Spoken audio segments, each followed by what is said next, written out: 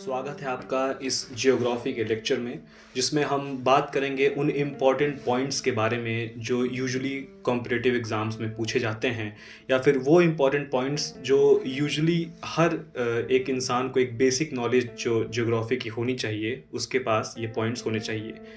तो बिना time waste किए अपने पहले पॉइंट पर चलते हैं। वो है कि टॉलमी, जो कि एक जियोग्राफर थे, टॉलमी ने माना कि ब्रह्मांड के केंद्र में पृथ्वी है। वहीं कोपरनिकस ने 1543 ईस्वी में यह कहकर इनकी थ्योरी को बर्बाद कर दिया कि सूर्य ब्रह्मांड के केंद्र में है और हमारी पृथ्वी उसका चक्कर काटती है। दूसरा जो सबसे महत्वपूर्ण पॉइंट है ज्योग्राफी का, वो ये कि सबसे पहले पृथ्वी को गोलाकार अरस्तु ने माना था। ये उनकी थ्योरी थी अरस्तु की, या फिर इंग्लिश में इनका नाम आता है एरिस्टोटल, तो आप लोग सर्च करके देख लीजिएगा। थर्ड इम्पॉर्टेंट पॉइंट है कि हमारे ब्रह्मांड की शुरुआत किस चीज़ से हुई है। तो ऐसा माना जाता है कि ब्रह्मांड की शुरुआत आज से लगभग 15 अरब वर्ष पूर्व बिग बैंग की घटना से हुई थी। और ये बिग बैंग थ्योरी किसने दी थी? तो उनका नाम था जॉर्ज लेम्प्टियर। किसने दी थी? जॉर्ज लेम्प्टियर ने। ये सब नाम आप याद रखिएगा, ये क्वेश्चंस आते हैं। अगला इंपॉर्टेंट पॉइंट है कि असंख्य तारों के समूह को हम आकाशगंगा यानी कि गैलेक्सी कहते हैं। और एक अनुमान के अनुसार ब्रह्मांड में तकरीबन 10 मिलियन से भी अधिक आकाशगंगाएं हैं। हमारा सौरमंडल जिस आकाशगंगा में स्थित है उसे मंदाकिनी कहते हैं। इंग्लिश में इसे मंदाकिनी को हम लोग मिल्की वे में जानते हैं, तो शायद ये नाम आपको सुनाई दिया गया होगा। हमारी मिल्की वे का जो शेप है वो है सर्पिलाकार, या फिर इंग्लिश में बोले तो स्पाइरल। ठीक, अब नेबुलास की बात करते हैं। नेबुला वो गैस के गुच्छे होते हैं जिनके अंदर स्टार फॉर्मेशंस होती हैं और प्लैनेट फॉर्मेशंस होते हैं। ये मटेरियल के गुच्छे होते हैं। ठीक, तो ओरायन नेबुला हमारी आकाशगंगा के सबसे शीतल एवं चमकीले तारों का समूह है, जहां हम अपने टेलीस्कोप से बहुत आराम से देख पाते हैं और फोटोज वगैरह कैप्चर कर पाते हैं। वो उसमें सबसे अगर ब्राइटेस्ट ऑब्जेक्ट है तो वो है ओरायन नेबुला के अंदर उसके स्टार्स, जो काफ़ी क्लियर दिखाई देते हैं। उसके बाद है हमारा हाइड्रा। हाइड्रा सबसे बड़ा ज्ञात तारामंडल है। अब बात करते हैं कि सबसे चमकीला तारामंडल क्या है। क्वेश्चंस बन के आते हैं कि इन तारामंडलों में सबसे चमकीला तारामंडल क्या है, तो उसका नाम है सेंटोरस। सेंटोरस तारामंडल सबसे चमकीला तारामंडल है। बात करते हैं कि हमारे सूरज के अलावा या हमारे तारे के अलावा हमारा सबसे क्लोजेस्ट नेबर कौन है, या सबसे क्लोजेस्ट तारा कौन है जो हमारे सबसे करीब है, तो उसका नाम है प्रोक्सिमा सेंटोरी। ये हमारे तारे का एक नेबर है और हमसे लगभग 4000 लाइट ईयर दूर पे स्थित है। इसमें साइरस सबसे चमकीला तारा है। साइरस एक तारा है जो आकाश में सबसे ज़्यादा तेज चमकता है। सूर्य के केंद्र से बाहर की ओर क्रमशः केंद्र फोटोस्फीयर, क्रोमोस्फीयर एवं कोरोना परतें होती हैं। अभी रिसेंट स्टडीज के साथ, जो कि नासा के सोलर प्रोब द्वारा की गई हैं, नासा ने एक सैटेलाइट भेजा है सूर्य के पास उसे स्टडी करने के लिए, उसके लेयर्स को, उसके एटमॉस्फेयर्स को स्टडी करने के लिए। उसका नाम है सोलर प्रोब। आप इसके बारे में सर्च करके जान सकते हैं, वरना आने वाले क्लास में हम ही लोग बताएंगे। सोलर प्रोब से प्राप्त डाटा के अनुसार हमारे सूरज के एटमॉस्फेयर की लगभग 3 लेयरें हैं। एक तो उसका जो लावा कोर है, हमारे सूरज का केंद्र। उसके बाद जो पहली लेयर है एटमॉस्फेयर की वो है फोटोस्फीयर। दूसरी जो लेयर है वो है क्रोमोस्फीयर, और उसके बाद कोरोना की परतें हैं। ये वो कोरोना नहीं है जिसे हमारे देश ने झेला है, ये कोरोना है सूरज के सबसे आउटर मोस्ट लेयर का नाम, जहाँ पे सोलर विंड्स यूजुअली पैदा होती हैं। आगे बढ़ते हैं।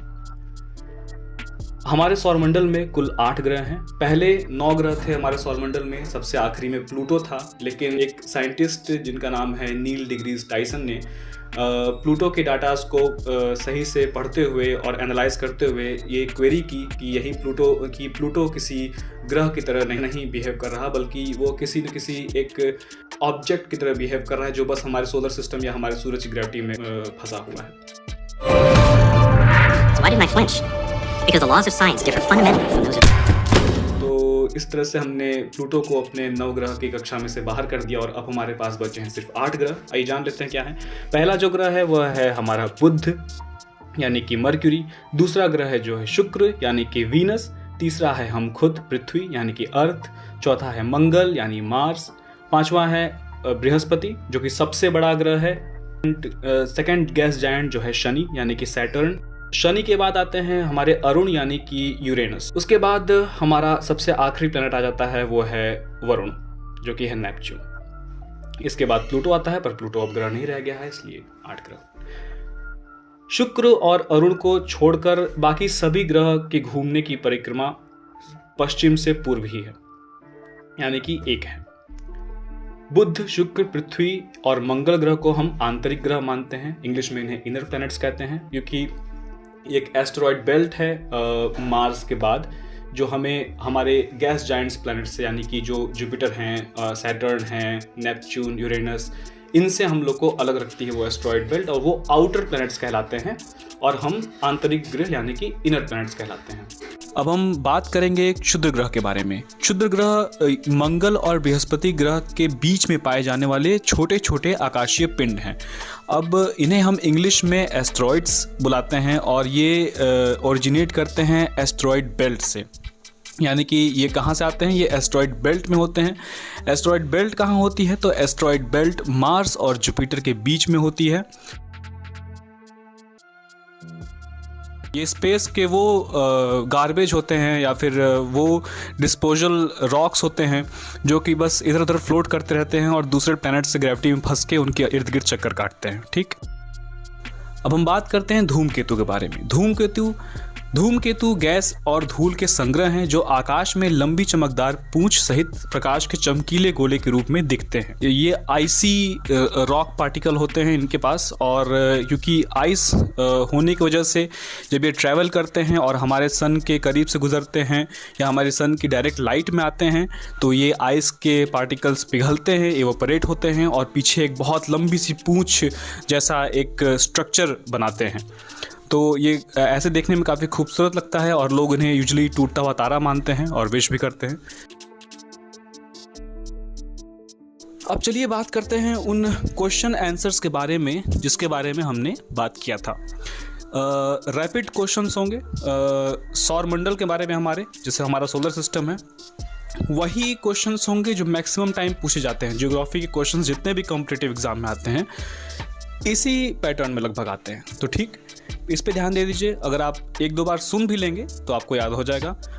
अभी बहुत हार्ड ज्योग्राफी हम नहीं शुरू कर रहे हैं, अभी ये बेसिक चीज़ें हैं और फिर हम लोग धीरे धीरे और गहराइयों में उतरेंगे आप और हम साथ। चलिए, तो सौरमंडल में हमारे सबसे बड़ा ग्रह कौन सा है?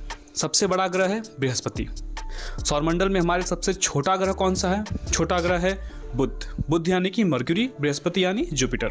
ठीक, पृथ्वी का उपग्रह यानी कि पृथ्वी का सैटेलाइट 2 प्रकार के होते हैं। एक होते हैं मैन मेड सैटेलाइट जो हम लोग खुद अपने रॉकेट्स के द्वारा ऊपर पृथ्वी की कक्षा में पहुंचाते हैं।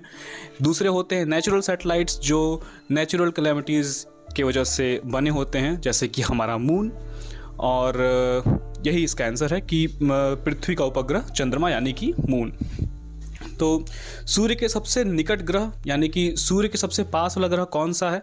तो अभी हमने डिस्कस किया था इनर प्लैनेट्स के बारे में, उसमें सबसे पहला ग्रह जो था वो था कौन? मर्क्यूरी यानी कि बुध जी। तो सूर्य के सबसे निकट जो ग्रह है वो है बुध। सूर्य के सबसे दूर कौन सा ग्रह है? अभी थोड़ा कन्फ्यूजन हो सकता है आप लोग को, पर फोकस करिएगा बिकॉज प्लूटो अब नहीं प्लैनेट रह गया है, उसे प्लैनेट की कैटेगरी से हटा दिया गया है। अब हमारे पास सिर्फ 8 ग्रह हैं। तो सबसे लास्ट ग्रह कौन सा है? वो है नेपच्यून यानी कि वरुण। पृथ्वी के सबसे पास का ग्रह कौन सा है? इसे हम मॉर्निंग और इवनिंग स्टार के नाम से भी जानते हैं, अगर आपने पहले सुना होगा तो। ये सुबह सबसे पहला तारा जो दिखाई देता है, सुबह जो सबसे आखिरी तारा दिखाई देता है और शाम को जो सबसे पहला तारा दिखाई देता है वो होता है हमारा सबसे पास का ग्रह जो कि है वीनस, हिंदी में शुक्र।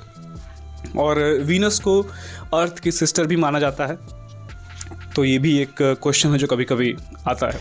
तो आगे बढ़ते हैं। सबसे चमकीला ग्रह कौन सा है? तो ये अगेन वीनस ही है, शुक्र है हमारा। वीनस सबसे चमकीला ग्रह है और सबसे पास का भी। और सबसे चमकीला तारा, सबसे अधिक चमकीला तारा, तो इसे हम काफ़ी फ़नी नेम से आप आराम से लर्न कर सकते हैं। इंग्लिश में इसे बोलते हैं डॉग स्टार। और हिंदी में हम इसे बुलाते हैं साइरस, ठीक, साइरस। और अभी इसके बारे में हमने बात भी शायद की थी इससे पहले। अब सबसे अधिक उपग्रह वाला ग्रह, हाँ ये अच्छा क्वेश्चन है क्योंकि यूजुअली ये क्वेश्चन फंसाता है बिकॉज हमारे पास लगभग 4 गैस जायंट्स हैं और हमारे चारों गैस जायंट्स के पास काफ़ी मात्रा में सैटेलाइट है, उपग्रह हैं, मून्स हैं जो कहते हैं हम लोग। तो इनमें जो सबसे अधिक है, जो सबसे अधिक सैटेलाइट जिसके पास है वो है हमारे जुपिटर के पास, जो कि है लगभग 83 या 90, बिकॉज अभी भी और भी सैटेलाइट्स लगातार खोजे जा रहे हैं। और सेकंड नंबर पे हमारे सैटर्न के पास सबसे अधिक सैटेलाइट है, ठीक। तो सबसे ज़्यादा उपग्रह वाला ग्रह कौन सा है? बृहस्पति यानी कि जुपिटर। और सबसे अधिक ठंडा ग्रह, ये आसान है, जो सबसे दूर का ग्रह होगा वही सबसे ठंडा होगा, तो नेपच्यून यानी कि वरुण। थोड़ा सा जो प्रीवियस नॉलेज होंगे, जो प्रीवियस क्वेश्चंस अगर आप इस तरह के पढ़े होंगे तो यूजुअली होता है कि नेक्स्ट क्वेश्चन में भी हेल्प मिल जाती है। जैसे पूछा कि सबसे दूर का ग्रह कौन सा है, तो नेपच्यून बताया आपने। सबसे ठंडा ग्रह कौन सा है, तो सूरज से जो सबसे दूर रहेगा, जहाँ सूरज की लाइट कम पड़ेगी, वो ग्रह सबसे ठंडा होगा, तो नेपच्यून हमारा सबसे ठंडा ग्रह है, ठीक। आगे बढ़ते हैं। सबसे अधिक गर्म ग्रह, अगेन इसमें थोड़ा सा ट्रिक है, ये फंसाता है बिकॉज सबसे अधिक गर्म ग्रह पे इनर प्लैनेट्स में नंबर 1 पे आता है मर्क्यूरी, जो कि प्लैनेट सन के तुरंत बाद है। तो हम सब सोचेंगे कि हाँ सबसे गर्म ग्रह वही है, लेकिन ऐसा नहीं है। सेकंड नंबर पे जो हमारी सिस्टर है वीनस, तो वीनस प्लैनेट है वो सबसे ज़्यादा गर्म ग्रह है। कैसे है? तो जैसा हमारे यहाँ हो रहा है ग्लोबल वार्मिंग, और ग्लोबल वार्मिंग में ग्रीन हाउस गैस इफेक्ट हो रहा है, जिसमें कार्बन डाइऑक्साइड हमारे एटमॉस्फेयर को घेर लेती है और अर्थ की हीट बाहर एस्केप नहीं कर पाती है और हमारा प्लैनेट गर्म हो जाता है।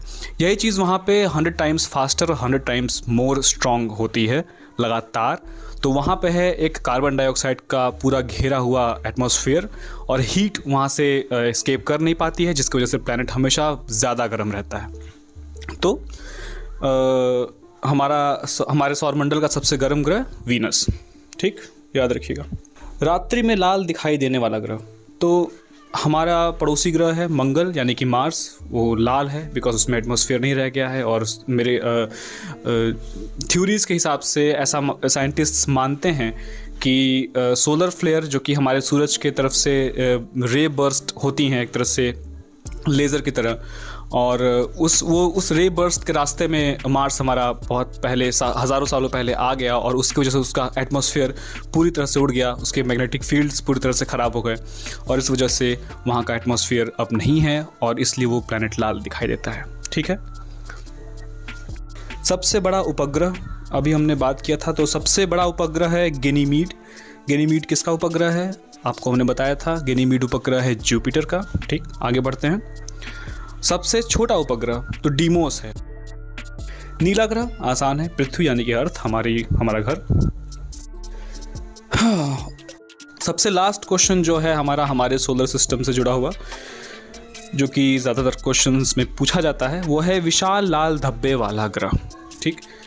ये हमारा जुपिटर है, और इसका जो लाल धब्बा है वो इतना बड़ा है जिसमें आप पूरी की पूरी पृथ्वी समा सकते हैं।